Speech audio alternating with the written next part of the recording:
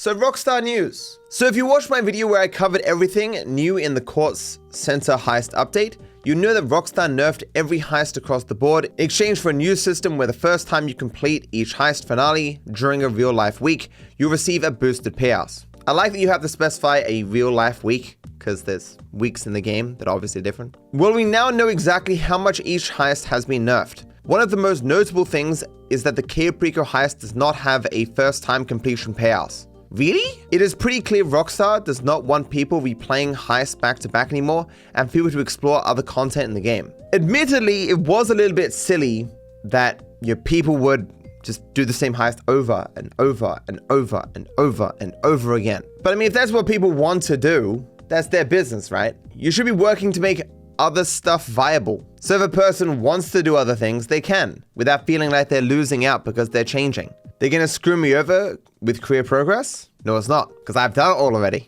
That's right, they nerfed everything after I finished. The main thing that screws me with the Court Center is that only the first heist makes a significant amount of money. Like, it's not just that they nerfed the other heist, the Court Center has the same issue as well.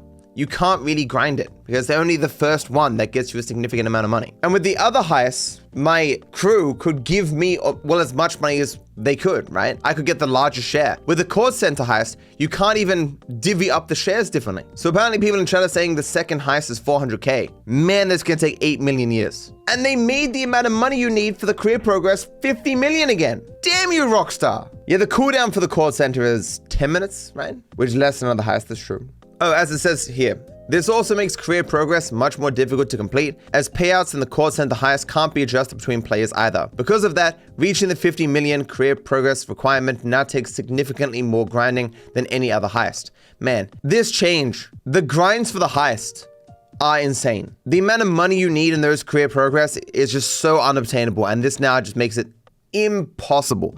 Remember, it's only mildly doable for me because I have a dedicated round-the-clock group of people who will give me the max payout without requiring me to do the setups. If you actually tried to do the career progress by yourself naturally, doing the setups, it would take years, half a decade. So GT Series Video, with Floorball and Logan, okay, has compiled this. GTA Online Economy Update. They've compiled all this information. I mean, the first weekly completion payout isn't even that big of an improvement. Well, in some cases, it's just 1.2, and the highest is 1.8. And so you do that once, and then you experience this nerf? Okay, it seems as though the Diamond has got the most significant nerf. I know, wow, Doomsday has hit huge, yeah. The Court Center has a 4 times bonus for its weekly completion, I see. And that's also quite a hit with the Caprico heist too. And Caprico doesn't have a first completion payout multiplier? Wow. So I guess this just tells us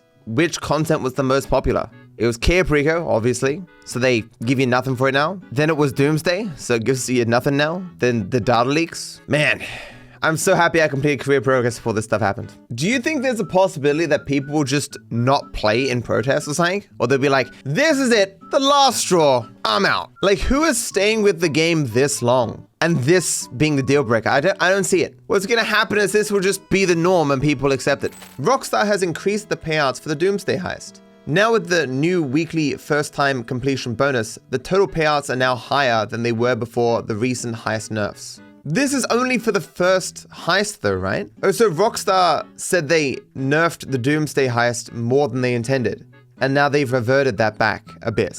In other news, there is a new shirt that one of the characters from the update is wearing, which says Art Oregano Vice City. It is a reference to the annual Basel Art Fair at the Miami Beach Convention Center in Florida. What do you mean one of the characters? What's this guy's name? It was Ray? Young Ray or something?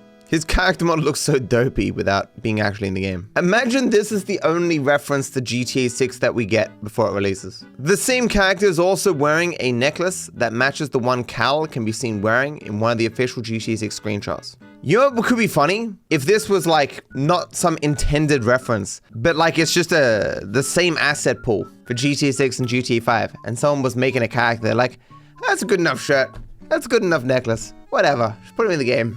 Like, oh, reference GTA 6. Oh, yeah, that's what I meant to do. CFX RE has announced that FiveM Enhanced will enter early access on July 21st. They're introducing a new installer that gives players more control over where and how the client is installed. FiveM Enhanced also brings a large number of improvements, including networking upgrades, scripting, runtime updates, improved resource cache management, and much more.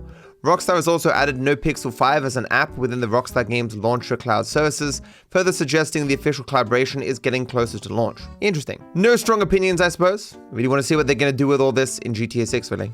BBC News reports that Arion Kurtaj, the hacker responsible for the September 2022 GTA 6 leaks, is no longer being held in a secure hospital and is now due to face court in November. Joe Tiddy, a BBC journalist, said, "I can finally report that the GTA 6 hacker is now out of the secure hospital he was sent to and is now in a normal prison awaiting retrial."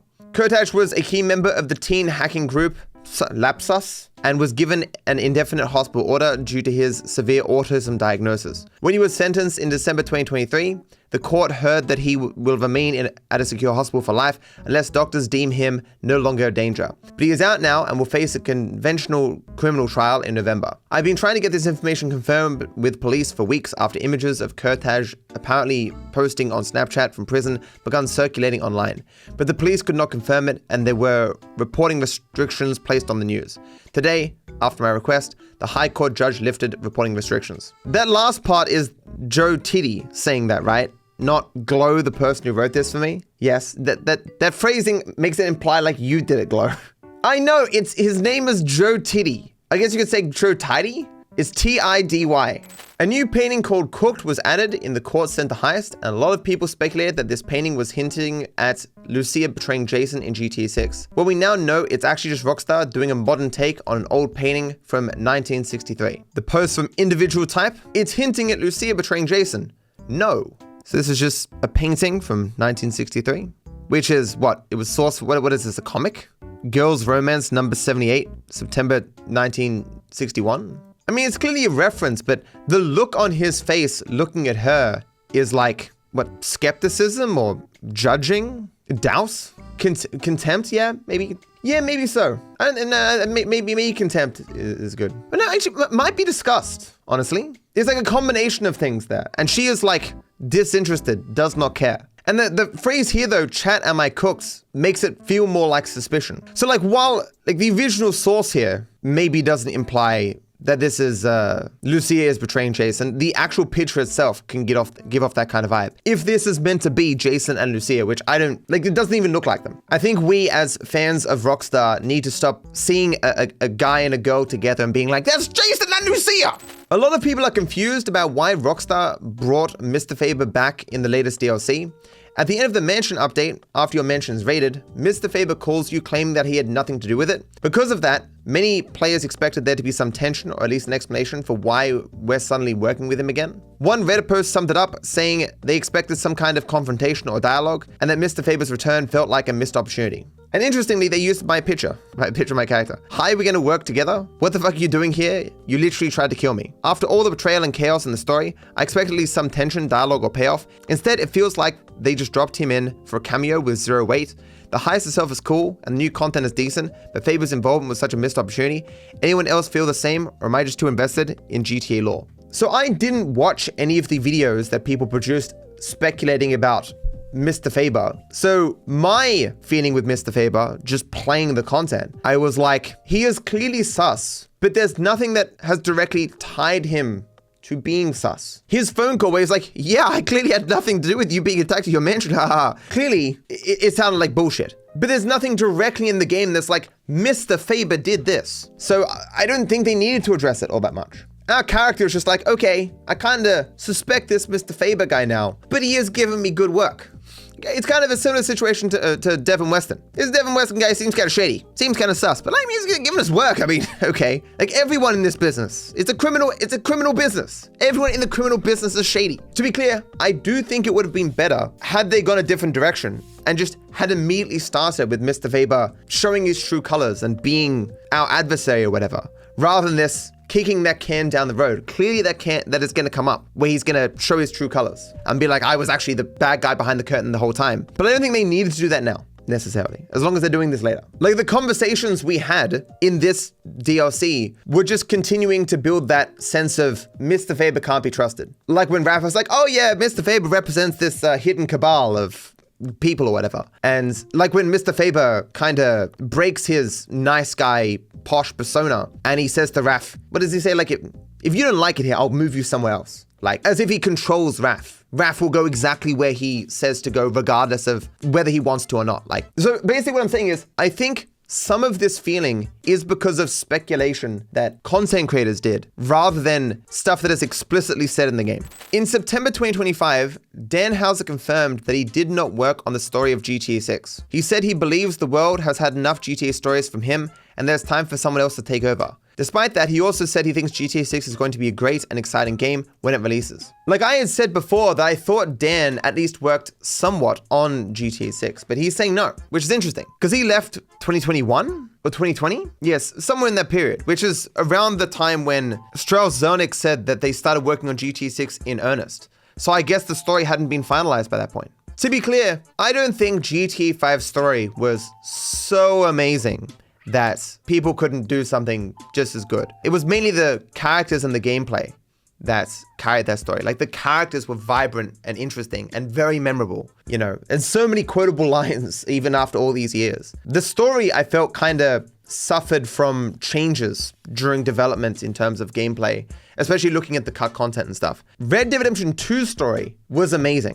to the degree that I didn't appreciate it sufficiently because it so went at its own slow pace. When initially released, I didn't appreciate it, but I really do appreciate it now. And that also has very memorable characters. Although I would argue that I think as characters, the characters in GTA 5 are more memorable and quote-worthy than the characters are in Red Dead Redemption 2. There are some quotes, but I don't think there are as many as GTA 5. And I think the reason for that is that Red Dead is a bit more serious of a game. GTA 5 is a bit more cartoonish, a bit more over the top, as was the point of the game. And I think GTA 6 is going to be written more like Red Dead 2, more like GTA 4, where you're going to have some funny moments, but the characters aren't going to be as cartoonish. And obviously, no game is made by one person. And I was corrected recently when I said, well, I made the statement that we don't know how many people who worked on the original trilogy, you know, the 3D trilogy, Vice City, GTA 3, and San Andreas, how many of them are still working at Rockstar? And someone said, oh, actually, well, one of the people who left